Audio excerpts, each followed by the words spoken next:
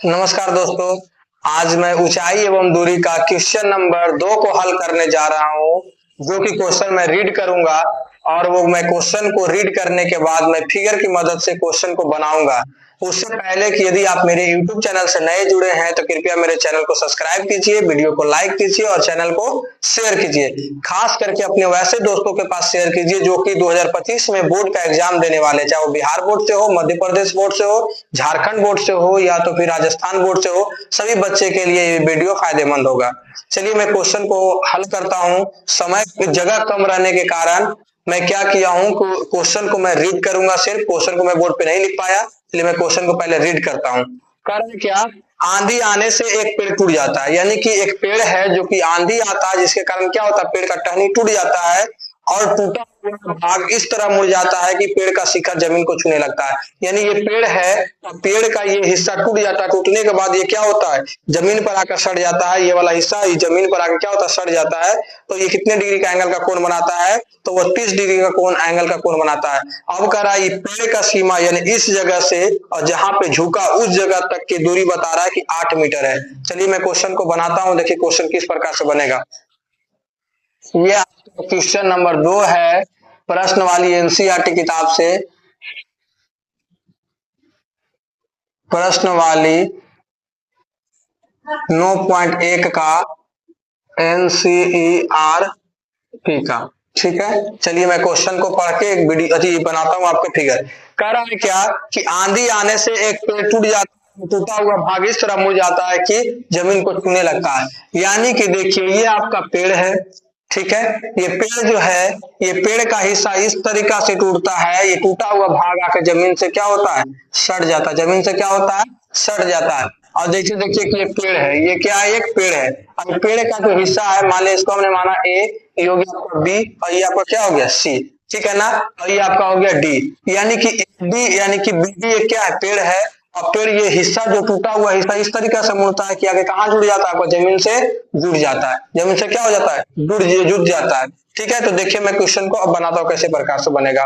देखिए निकल रहा है क्या, एक पेड़ है और एक पेड़ का हिस्सा इस प्रकार से आंधी आने से टूटता है कि टूटा हुआ भाग कहाँ के सड़ जाता है, जमीन में सड़ जाता है। और जमीन में सटने के साथ वो कितनी डिग्री का कोण बनाता है, तो 30 डिग्री का कोण बनाता है। कितने डिग्री का कोण बनाता है, 30 डिग्री का कोण बनाता है। अब बाबू ये जानते हैं आप, ये हमेशा समकोण होता है, 90 डिग्री होता है और 90 डिग्री के सामने वाला एंगल हमेशा क्या होता है, कर्ण होता है। तो ये आपका क्या हो गया, कर्ण। ये आपका क्या हो गया, कर्ण। अब कह रहा है देखिए बी से सी, यानी कि पेड़ की जो जड़ है वहां से लेके और जहां पे पेड़ आपका टूट कर सिता है वहां तक की दूरी दिया हुआ है, यहाँ से यहाँ तक की दूरी दिया हुआ 8 मीटर। कितना मीटर, 8 मीटर। तो पेड़ की दूरी निकालिए। पेड़ की दूरी निकालने का रहा, यानी कि बीडी निकालने बोल रहा है, यहाँ से यहाँ तक निकालेंगे हम एच। तो देखिए बाबू आप ध्यान से, थीटा आपको सी दिया हुआ ना, तो आप त्रिकोणमिति में पढ़ेंगे होंगे कि मुंह की ओर क्या होता है, लंब होता है। तो थीटा ये है ना, तो इसका मुंह किधर है, इधर है, तो ये क्या कहला जाएगा, लंब। ये क्या कहला जाएगा,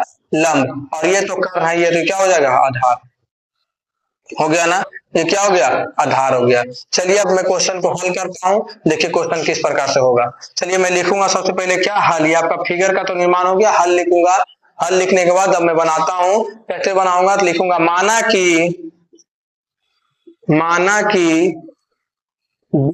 एक पेड़ है जो आंधी आने से टूट जाता है, आंधी आने से टूट जाता है। लिखिए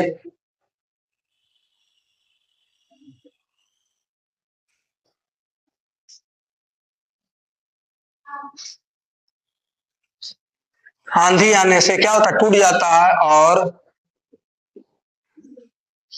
ए हिस्सा से टूटकर सी सी पर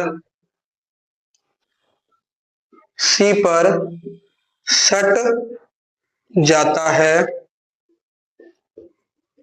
सी पर सट जाता है। यानी कि देखिए बीडी एक पेड़ है और पेड़ का ये हिस्सा से क्या होता है, टूट जाता है। टूटने के बाद कहाँ पे मुड़ जाता है, तो सी के पास सट जाता है। यहां तक लिख दिए, यहां तक तो कोई दिक्कत नहीं होना चाहिए। चलिए लिखिए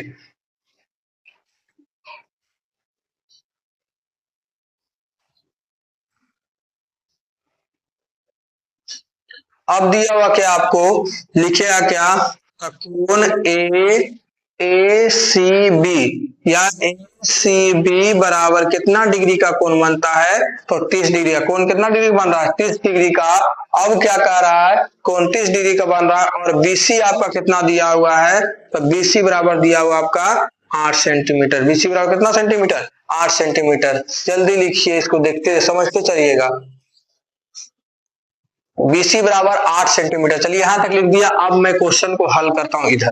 देखिए, अब हमको एक चीज बताइए कि थीटा आपको यहाँ पे देखने को मिल रहा है, यहाँ पे थीटा है, तो थीटा का जो सामने वाला एंगल होता है हमेशा क्या होता है, लंब होता है। क्या होता है, हमेशा लंब होता है। और ये जब लंब है और ये कर्ण है तो ये क्या आधार है। तो अब बताइए कि आपको निकालने क्या बोला, लंब निकालने क्या बोला, लंब। तो लंब बटा आधार किसमें होता है, तो लंब बटा आधार होता है tan थीटा में या तो cot थीटा में। तो हम tan थीटा का फॉर्मूला लगाते हैं क्या, लंब बटा आधार। tan थीटा बराबर क्या होता है, लंब बटा आधार। तो यहाँ लिखेंगे tan थीटा बराबर लंब बटा क्या होता है, लंब बटा आधार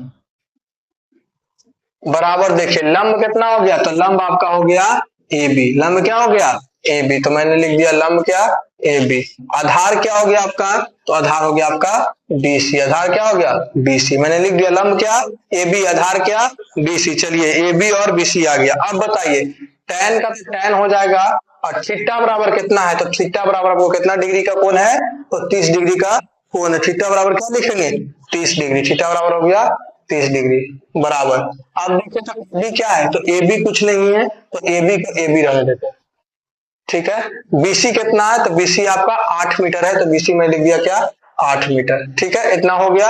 अब बताइए कि tan 30 डिग्री का मान कितना होता है, tan 30 डिग्री का मान कितना होता है, तो tan 30 डिग्री का मान होता है 1/√3। 1/√3 बराबर क्या, तो ए बी बटा 8। अब नहीं कुछ तो तिरछा तिरछी गुना कर देते हैं। चलिए तिरछा तिरछी गुना हो गया, क्रॉस मल्टीप्लीकेशन हो गया। क्रॉस मल्टीप्लीकेशन करने के बाद हो जाएगा क्या, कि आपका A B 3 root A B हो जाएगा ना, √3 ए बी हो जाएगा बराबर क्या, तो 8। बराबर क्या, 8। तो ए बी बराबर क्या हो जाएगा आपका, तो ए बी बराबर हो जाएगा 8 और गुना में नीचे क्या हो जाएगा, भागा में। यानी आपको ए बी बराबर कितना निकल गया, तो 8√3। ए बी बराबर क्या निकल गया, 8√3। अब ए बी जब निकल गया, आपको ये लंब निकल गया, आधार निकल गया, तो आप कर्ण नहीं निकाल सकते हैं। कर्ण को आसानी से निकल लेगा पाइथागोरस परिमेय नियम से। तो चलिए मैं कर्ण को निकालूंगा, कर्ण किस प्रकार से निकलेगा।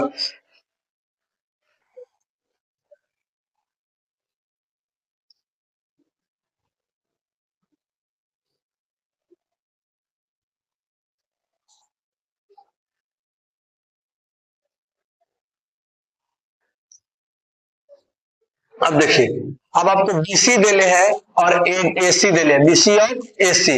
अब हम कर्ण निकालना है तो हमको बीसी देले है, एसी निकालेंगे। तो देखिए, तो जब एसी निकालेंगे तो ये आपका क्या हो गया, कर्ण हो गया, ये आपका आधार हो गया। कर्ण बटा आधार किसमें फॉर्मूला होता है, तो कर्ण बटा आधार आपका जो फॉर्मूला होता है वो होता है आपका cos थीटा में। किसमें होता है, cos थीटा में। cos थीटा बराबर क्या, तो कर्ण यानी कि एसी बटा क्या, बीसी बटा बीसी।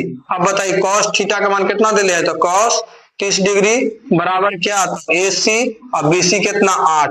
तो cos 30 डिग्री का मान कितना होता है, तो होता है √3/2। √3/2 मैंने लिख दिया कोस √3/2। अब यहाँ क्या हो गया, एसी बटा 8। अब तिरछा तिरछी गुना कर दो, ये कितना हो गया 8√3 और ये कितना हो गया एसी। देख लीजिए कितना हो गया, 8√3 आई क्या हो गया आपका एसी हो गया।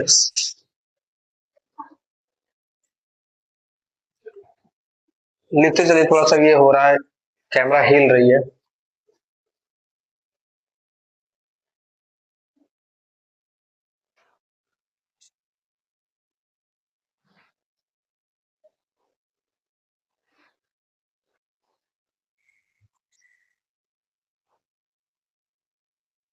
मैं थोड़ा सा कहीं पे गलती कर रहा हूँ। आधार cos थीटा बराबर होता है क्या, आधार बटा कर्ण। cos थीटा बराबर क्या होता है, आधार बटा कर्ण। तो हमको BC ऊपर लिखना पड़ेगा, क्योंकि आधार कौन है, BC है ना। BC आपका आधार है, AC आपका कर्ण है। तो BC बराबर कितना, तो 8। अब AC बराबर कितना, तो AC का AC हो जाएगा। तो ये हो जाएगा क्या, ऊपर ऊपर हो जाएगा 8 और नीचे क्या हो जाएगा AC। अब तिरछा तिरछा गुना करेंगे, तो यहाँ पे उतारता हूं मैं, तिरछा तिरछी गुना करेंगे तो क्या होगा, 8 गुना 16 हो जाएगा, बराबर क्या हो जाएगा, तो √3AC। √3AC।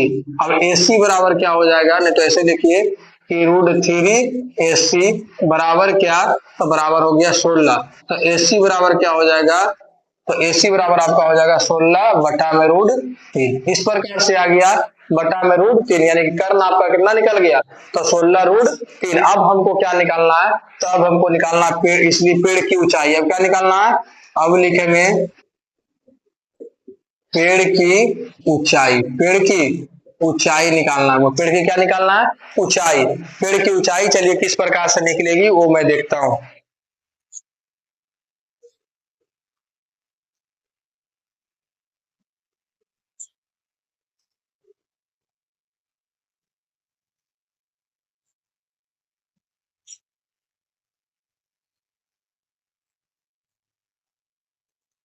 देखिए की ऊंचाई कैसे निकलेगा बाबू, तो पेड़ की ऊंचाई आपका हो गया क्या, ए बी। और पेड़ टूटा कौन, तो टूटा AC। AC ने टूट के आया है, तो AB और AC दोनों जब मिलेगा तो क्या हो जाएगा, पेड़ का ऊंचाई। जैसे कि यहाँ से यहाँ तक आपका AB है, अब यहाँ से यहाँ टूट के भाग AC बन गया, तो ये भी जुड़ेगा तब तो पेड़ होगा। तो AB और AC, यानी कि आपका पेड़ की ऊंचाई हो गया AB plus AC। AB plus AC बराबर हो जाएगा पेड़ की ऊंचाई। AB कितना लाए हैं बाबू, AB लाए हम, देखिए कितना, AB बराबर हो गया 8√3। 8√3 लिख दिया, प्लस BC कितना लाए हैं, तो BC लाए हैं 16√3, यानी कि 16√3 लिख दिए। अब लघुत्तम लो तो √3 का √3 लघुत्तम √3 होगा। अब √3 का है √3, तो 8 का है 8, √3 का है √3, तो 16 का है 16, यानी कितना आ गया जोड़ के, तो 8 16 24, 24 बटा √3, 24 बटा √3। अब क्या कर देंगे, परिमेयकरण कर देंगे। परिमेयकरण करने में क्या होगा, परिमेयकरण √3 का परिमेयकरण कर देंगे, तो 24 बटा √3 है, गुने ऊपर भी √3 करेंगे और नीचे भी √3 कर देंगे, तो ऊपर हो जाएगा 24√3 और नीचे देखिए तो √3 में √3 से गुना करेंगे √9 हो जाएगा, और √9 का वर्गमूल कितना हो जाएगा, तो 3 हो जाएगा। कितना हो जाता है, √3 का देखिए तो √9 का वर्गमूल कितना हो जाएगा, 3 होता है ना, तो 3 हो जाएगा। तो 3 में लिख दिया, 3 से काटेंगे 8 बार में, यानी आंसर आपका आ जाएगा 8√3। ये हो जाएगा पेड़ का क्या, ऊंचाई। बहुत बहुत धन्यवाद दोस्तों मेरे YouTube चैनल से जुड़े रहने के लिए। इसी प्रकार वीडियो को लाइक कीजिए, चैनल को सब्सक्राइब कीजिए और अपने दोस्तों के पास शेयर कीजिए। अब मैं हट जाता हूं, आप स्क्रीनशॉट ले सकते हैं। यदि आपको कहीं भी परेशानी आती है तो आप कमेंट बॉक्स में कमेंट लिखकर हमको बता सकते हैं किस जगह पे मुझे परेशानी आई, मैं उसको फिर से बताने का प्रयास करूंगा। बहुत धन्यवाद दोस्तों।